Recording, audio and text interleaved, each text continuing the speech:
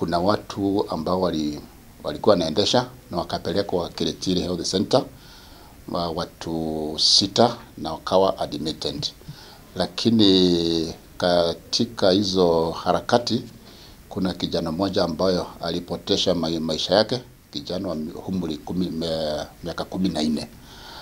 Wale ambao waliweza kupata admission pale Kiritiri Health Center, kufikia sasa nimepewa habari ya kwamba wako stable, hawana shida yoyote.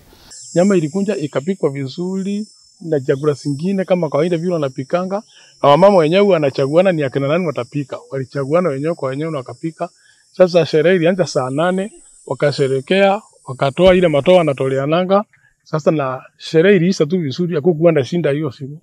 Sasa siku ya Sunday, Jumapili asubuhi, ile chakula ilibaki, sisi tulikula kama familia, na masaa ya jioni msichana wangu akaanza kusema anaumwa na tumbo. Sasa kwanza kuumwa na tumbo, nikamwambia bibi yangu amkorogee chumvi nione kama ni tumbo tu ya kawaida.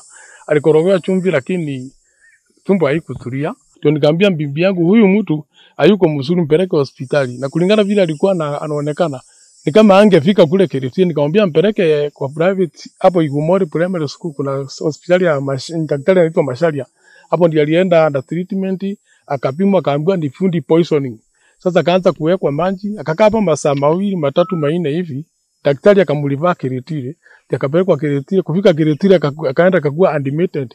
Sasa hiyo food poisoning ili affect watu wenye walibebewa chakula ile lipaki ya jioni. Wenye walikuwa kwa sherehe, hakuna mtu aliaffectiwa isipokuwa msichana wangu na aunti yake.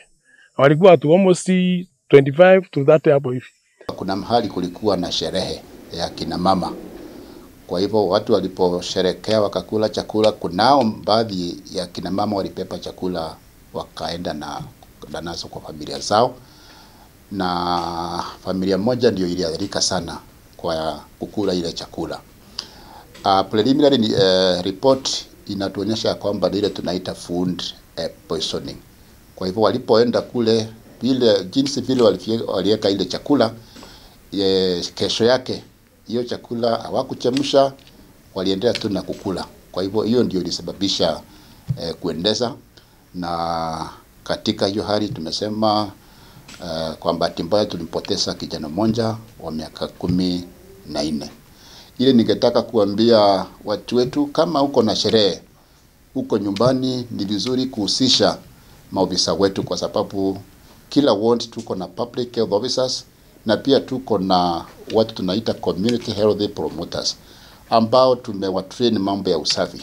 Kwa hivyo kama mtu ako na sherehe yoyote, ahusishe maofisa wetu ili chakula mahali unapikia chakula na hali ya usafi